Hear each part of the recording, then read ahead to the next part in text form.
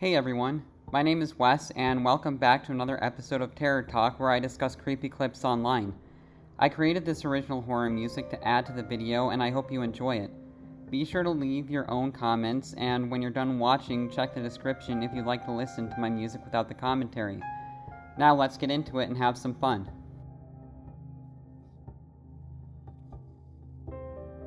I was 18 when my parents went away on a week-long anniversary trip. My sister had already moved out by this point, so I had to hold the fort. My parents' property is enclosed by woods and a dirt driveway leading to the road. The road is a quiet back road with equally sized properties running alongside it, all of them separated a decent distance, so it's a really isolated feel up there. Everyone in town knows each other. You see familiar faces all the time for the most part. At the gas station, at the grocery store, at the bars, which I'd learn a few years later when I started going to them. Do you live in a town like that where everyone knows each other?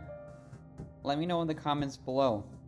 For me, I live in a bigger city, and it's definitely not like that in the city I live, but I don't know how I'd feel about that, just running into a bunch of people that I know everywhere. Would that get annoying for you, or would you like it? Let me know in the comments below if you would like it, or if you would find that annoying. Speaking of gas stations, this story starts one day while my parents were away. I was at a gas station filling up my tank when a black Jeep Cherokee pulled up to the pump next to mine. A man with a goatee stepped out, greeted me, and started filling his tank. In that town, it was normal for strangers to greet each other like that. He had his nozzle locked into the gas tank, and then he walked around to my side of the pump and went, "Excuse me, do you know how to get to the interstate from here?" I helped him to the best of my ability. He pulled out a notepad and started writing down the directions I gave him. Very odd how he wouldn't just do that on his cell phone like anyone else would. He thanked me and asked if I'm from the area. I said, yeah, I grew up here, and he... Yeah, that is suspicious that he's taking a notepad out and writing it down, isn't it? That's like very old school, a very old school thing to do.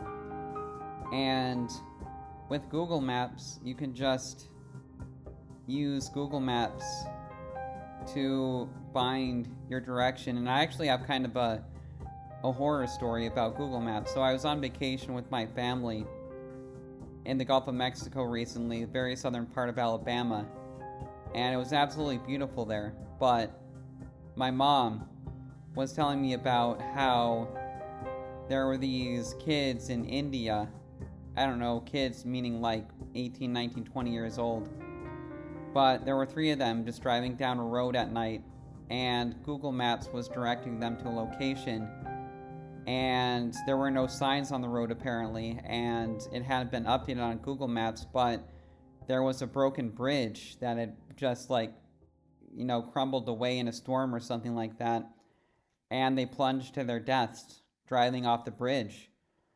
But dang, I thought that was a very disturbing, creepy story, isn't it? Like, wow. Like, how can you not see the bridge has like a gaping hole even if it is at night?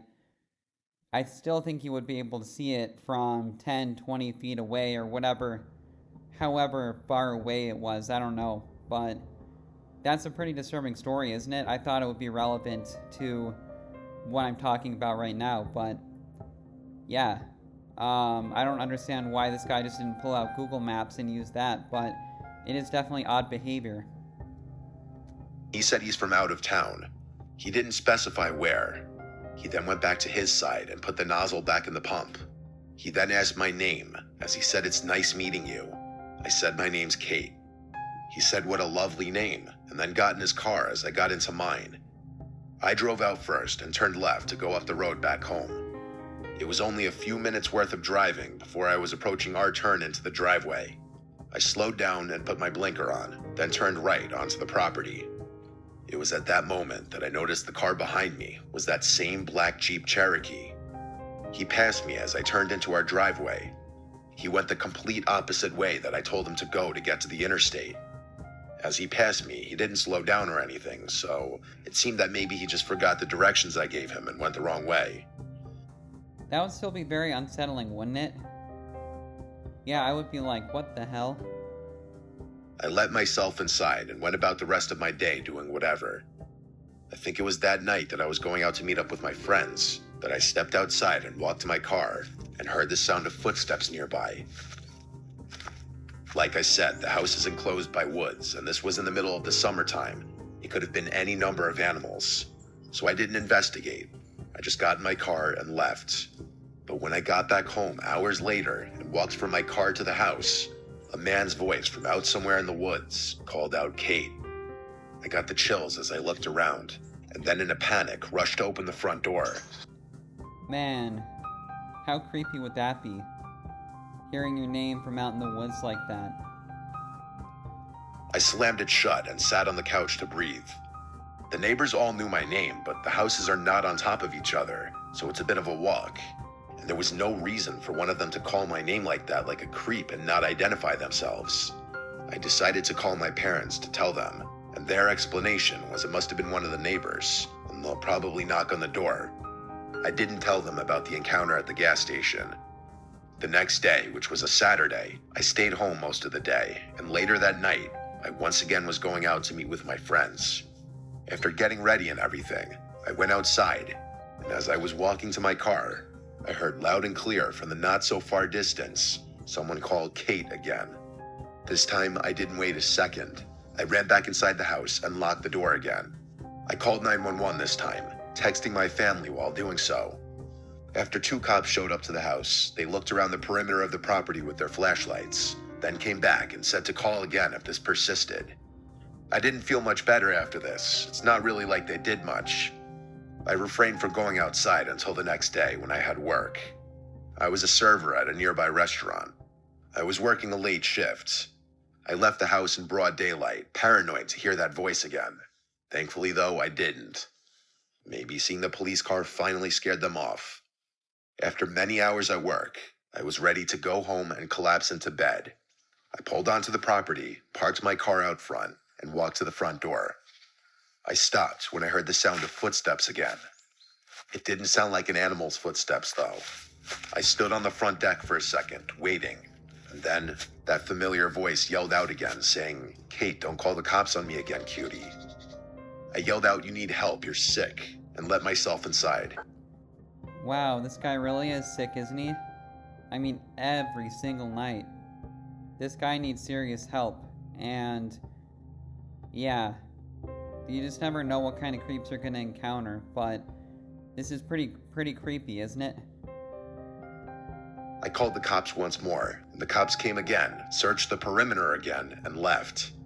My parents told me I should stay at a friend's house for the night. I couldn't agree more. They would be back the following night, so after that, I would feel much safer being there. My friend Alex told me I could stay with her that night, so I packed a bag and was ready to go. I checked out the windows first to make sure the coast was clear.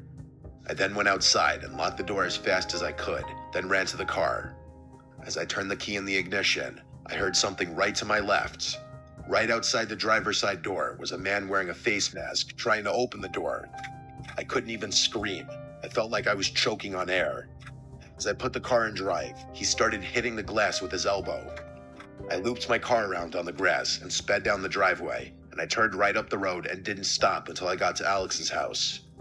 I was hysterically crying the whole drive there as I had Alex and her dad on the phone with me. He said he would have come and picked me up had he known the situation. We called the police together for a 3rd time in total.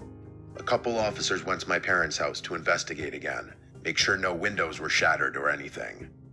One officer came to Alex's house where I once again gave my description of what happened. This was probably the most action these cops had seen in a long time in this quiet town. Thankfully, my parents came home the next day, and I felt safe staying at home again. I fully believe the man at the gas station followed me home intentionally and scoped the place out, realizing I was by myself, and for whatever reason toyed with me until he actually tried to pounce and get me. I shouldn't have given my real name, and I should have been more alert to my surroundings and realized he was following me in my car that day. Some people are nuts and have way too much time on their hands. This incident was a huge motivating factor in my moving out to my own apartment a few months later.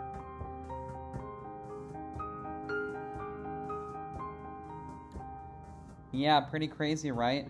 I mean, at least some good came out of it for her, that it motivated her to move out of her house living with her parents. And sometimes people just need that motivation, you know? And I love my parents, of course, but man, I couldn't live with them. Could you live with your parents? I just think that most parents drive their kids nuts. But that's just my opinion. But I thought this was a super creepy story. And the guy definitely was sick. You just have to be very vigilant out there.